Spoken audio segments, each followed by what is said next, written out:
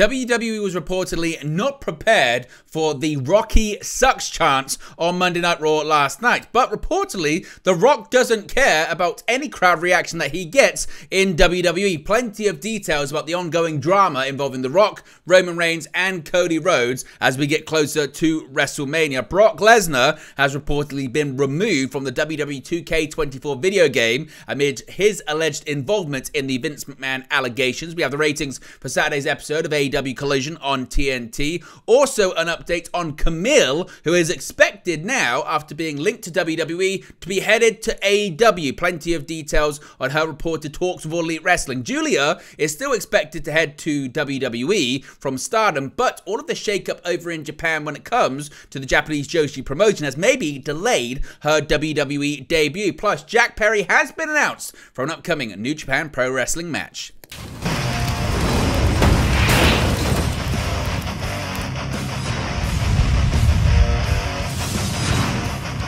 Hey guys, welcome back to Wrestling News 365. Hope everyone is doing very well. As always, there are plenty of news stories to get into in the world of professional wrestling. Let's start off talking about some really interesting information when it comes to Raw last night, the reaction from the crowd in St. Louis, Missouri, and how WWE wasn't actually prepared for The Rock to be booed and actually chants of Rocky sucks going at the People's Champion, of course, harkening back to, I guess, 1996 in WWE.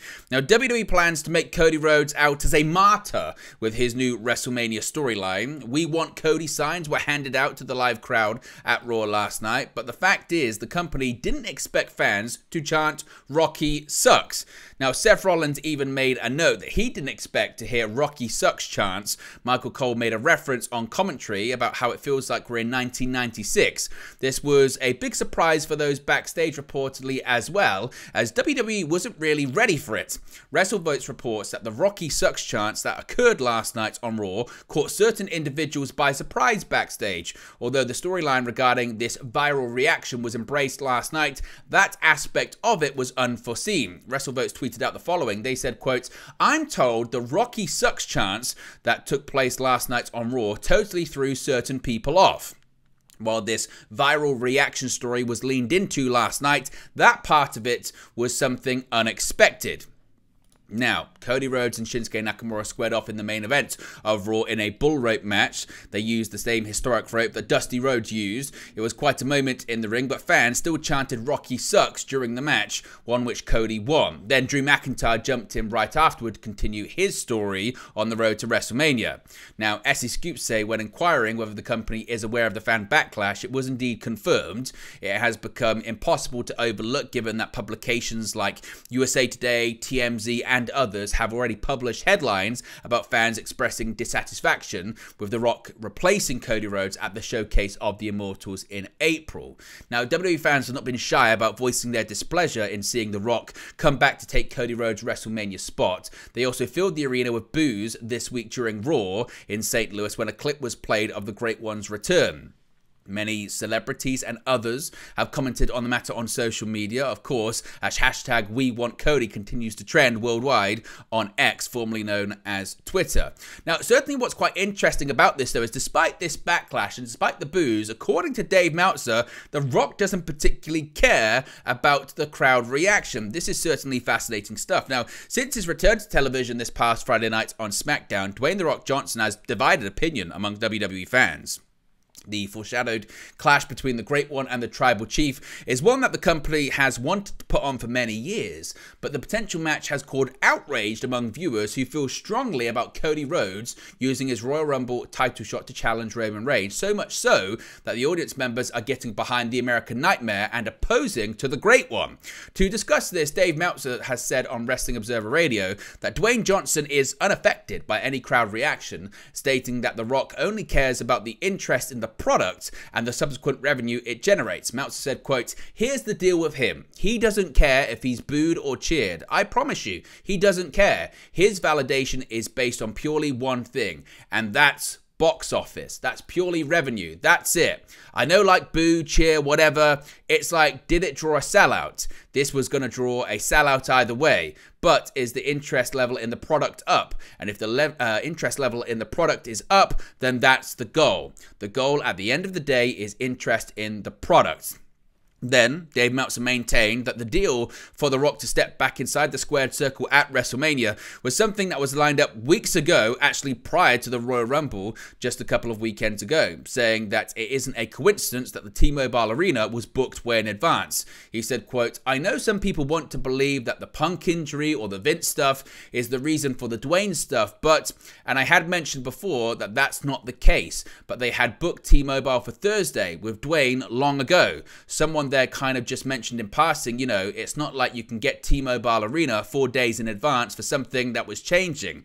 This thing had to be booked way in advance." So this thing was, you know, when I mentioned January 3rd, it was being talked about to make a date and have an agreement January 3rd. There was pretty much an understanding well before that. They kept that one quiet. And however it plays out, whatever it is, it's working. I think they're absolutely thrilled. So Dave Meltzer is suggesting that despite the fan backlash, WWE is actually very happy with the fact that people are talking and people are paying attention, whether it's good, bad, or indifferent, their opinion on the product. In fact, he's kind of doubled down on this, actually pointing to ticket sales when it comes to last night's edition of Raw as well, because ticket sales for Raw actually spiked last night amid the controversy involving Cody Rhodes and plans for The Rock versus Roman Reigns at WrestleMania 40. Now, as I mentioned, a SmackDown went off the air with Rock and Reigns face-to-face. A banner advertised this WrestleMania 40 kickoff event for February 8 in Las Vegas, with the pair set to face off in a segment at the event. Now, as we discussed, the February 5th episode of Raw saw Rocky sucks chants and a "We Want Cody" motif among the assembled fans, but business is still good for WWE despite the reaction. Speaking on the subject of ticket sales and Wrestling Observer Radio, Dave Meltzer revealed, quote, "Whatever they're doing, it's sure working, because last night's Raw show, just a couple of days ago, they had like 7,600 tickets out. They were over 10,000 people there last night. You don't move that many tickets from Friday to Monday ever. So whatever it is, people are buying this thing. They are paying to see it. I think there's going to be a ton of people at T-Mobile on Thursday for the press event." So certainly, Meltzer is suggesting that despite all of this, business is still booming for WWE. People are still talking about it, and it's one of the bigger topics, not just in WWE, but certainly sports entertainment or just entertainment in general over the last few days. In fact, PW Insider has said, though, that WWE absolutely took notice of the Cody Rhodes reaction, and there are some who have pushed for the company to lean into it, kind of like we saw last night, feeling it will make Cody a stronger babyface by playing up to the fan surge into him. The plan here was never to turn The Rock heel or to have it come across to even smart fans as if he was maliciously taking Rhodes' spot. As several in WWE pointed out to PW Insider, they can adjust the plan week by week to, quote, "make it make sense." Which may be how we saw the tweet last night from Cody Rhodes saying, "Trust me, that might kind of be how they try and make this thing make sense." Now, of course, this hasn't stopped social media from being social media and being just sometimes the worst pocket of society, because WWE star Ava, of course, real name Simone Johnson, the real-life daughter of The Rock, has had to delete her Twitter page. On February 5th, she had tweeted, quote, "Can you just leave me out of this? For F's sake, I'm busy running a show. Death threats over a situation I have nothing to do with. Be for real." Now, the comment about running a show was a reference to her on-screen position as the new NXT general manager. The death threats came amid rampant criticism from WWE fans of the decision to hold a match between The Rock and Roman Reigns at WrestleMania 40. Now, despite all her pleas for people to leave her alone, she's had to unfortunately delete her Twitter account. Of course, if you go to search for it on social media, on X, formerly known as Twitter, you'll see that, saying the account doesn't exist. So clearly, despite the tries to get people to back off, this hasn't led to that reaction, and she's felt the need to delete her Twitter account, which of course is incredibly unfortunate. So, but certainly new interesting details about this whole timeline of events come from Fightful Select, specifically Sean Ross Sapp, who says that now that we're just a few days removed from Cody Rhodes seemingly passing on the title shot many expected he would be getting at WrestleMania against Roman Reigns in favor of The Rock. Now, WWE, of course, did not ignore the support Cody Rhodes was getting, constantly referencing it on Monday Night Raw last night, as Rhodes did not commit to his official plans for WrestleMania once again. WWE also reiterated that Roman Reigns versus The Rock was not official. Now, according to Sean Ross Sapp, to be clear, if this is or was a work, there were numerous parties that had not been clued in as of such such as of this past Friday. Now, how things have evolved since then is much less clear. There are many reporting, speculating, or even wondering, really, if the entire situation has been a work since the beginning. Now, Fightful say while they can't speak to the grander situation and who planned what specifically, what they can speak to is Cody Rhodes, Seth Rollins, CM Punk, the creative team, producers, and those around him. They were not told that an elaborate, multifaceted work was the plan. As of last week, Cody Rhodes versus Seth Rollins was the official direction told to creative. Prior to the Royal Rumble, CM Punk versus Seth Rollins was the active plan and was relayed to Punk himself. So, if there was a work at play, it didn't involve those parties ahead of the Royal Rumble, so it would have been a work on them as well. Now, this does not answer the why as it relates to Cody winning the Royal Rumble, as we've heard and certainly many others have heard. Fightful are reporting that the day of the Rumble, several in creative were told The Rock versus Roman Reigns was the plan, and merchandise had been produced to promote it, which again leads many to question, then why would Cody win the Rumble match? Now, as far as word that the plan for The Rock and Roman Reigns was the plan dating back to January 3rd, as Dave Meltzer has suggested, Fightful have heard from WWE sources that there were meetings on January 1 and others along the way that had indicated to Cody Rhodes that the creative direction had not changed and he was slated to face Roman Reigns at WrestleMania. Up until the week prior to the Royal Rumble, no other parties that Fightful had heard from or have spoken to since were made aware. So you've got two conflicting bits of reporting here. You've got Dave Meltzer suggesting this was agreed right at the beginning of January. You've got Sean Ross Sapp suggesting, well, according to the people we've spoken to, as of the week prior to the Rumble, nobody knew that Reigns and Rock was necessarily going to happen. In fact, Cody Rhodes himself was reiterated and reassured, you're going to be facing Roman Reigns at WrestleMania. It's going to be Seth Rollins versus CM Punk. Now, to the best of Fightful's knowledge, a select group of people were informed Royal Rumble weekend that the direction had now changed. Those that Fightful spoke to claim that Cody Rhodes expressed to WWE that he thought the reaction wouldn't be the desired one, but still did the segment, and was said to have been in a somber mood after. Other sources claim that this decision goes all the way up to Ari Emanuel and Mark Shapiro and was even above Nick Khan and Triple H. The segment went down and featured The Rock and Cody Rhodes shaking hands. Now, Fightful haven't been able to find out what The Rock said to Cody Rhodes verbatim, but they have learned it was something in reference to their fathers. Now, Fightful have long heard that The Rock and Cody Rhodes maintained a great relationship for years. Of course, Rocky Johnson and Dusty Rhodes have been tag partners in the past. Of course, they're both no longer with us. Beyond that, Fightful have been told that WWE has started production on a follow-up to the American Nightmare documentary a couple of months back and has had cameras following Cody for it. There was content filmed for it Friday as well. Now, WWE was heavily monitoring the reactions, and Fightful have been told as of the days after SmackDown, there were options being discussed moving forward. Now, they cannot speak to other outlets reporting that what will and what won't happen and can't confirm as much. Regarding the signs at Raw, Fightful say they've not heard from anyone within the company that WWE were handing those out. Fightful did hear from numerous fans in attendance that physically printed the sign themselves and brought them to the show with time-stamped evidence from before the broadcast. However, WWE were not planning to shy away from the controversy, with many in the company noting it was a major swing in coverage than what they'd experienced over the 2 prior weeks. Talent were also not instructed to tweet about it as of the weekend after, which could always change as things progress. Now, there were incorrect stories attributed to PW Insider, who never reported anything as such, saying there was going to be this title unification match locked in for SummerSlam. That was speculation. PW Insider didn't say that was going to happen. It's not been locked in, and PW Insider didn't report that.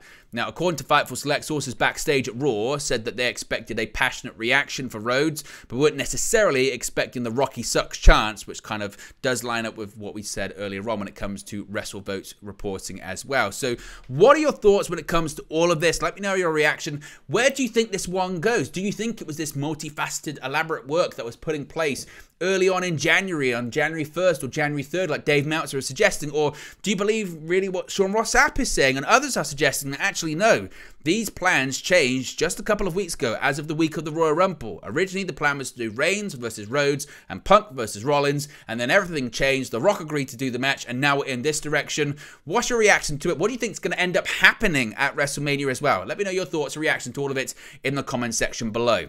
Now, let's talk about Brock Lesnar, who seemingly has been removed from the WWE 2K24 video game. Now, of course, we are still dealing with the allegations made against Vince McMahon in the bombshell lawsuit that dropped a couple of weeks ago. And one person seemingly implicated and involved in those allegations in that lawsuit, despite not being explicitly named, was Brock Lesnar. Now, Brock Lesnar has seemingly been removed from the cover, at least, of the upcoming WWE 2K24 video game as of today, February 6, 2024. Now, the official gameplay trailer for the game was released today, which at the end showed all three covers for the game. The regular edition, the premium edition, and the 40 Years of WrestleMania edition. Now, as you can see in the comparison pictures on the screen right now, Brock Lesnar was not present on the cover of the 40 Years of WrestleMania version as he had been previously. Now, of course, on January 25, a lawsuit was filed hitting Vince McMahon with allegations of sexual trafficking, abuse, and more. Throughout the lawsuit, there were also several unnamed parties, including one who was referred to as WWE Superstar, who was involved in the alleged situation.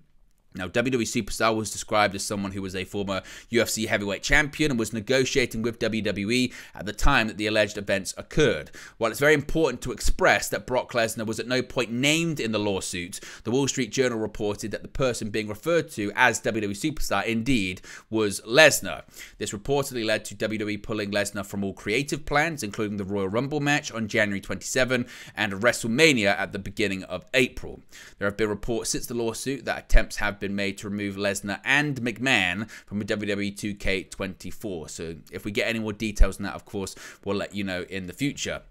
Now, let's talk about the ratings for AEW Collision this past Saturday, and a week removed from going head-to-head with the Royal Rumble, it's better news for All Elite Wrestling. 1 week after running into, I guess, the behemoth that was the Royal Rumble Premium Live event, AEW Collision was back to being the lone wrestling show on Saturday night this past weekend. And as expected, things were looking up for the show ratings-wise.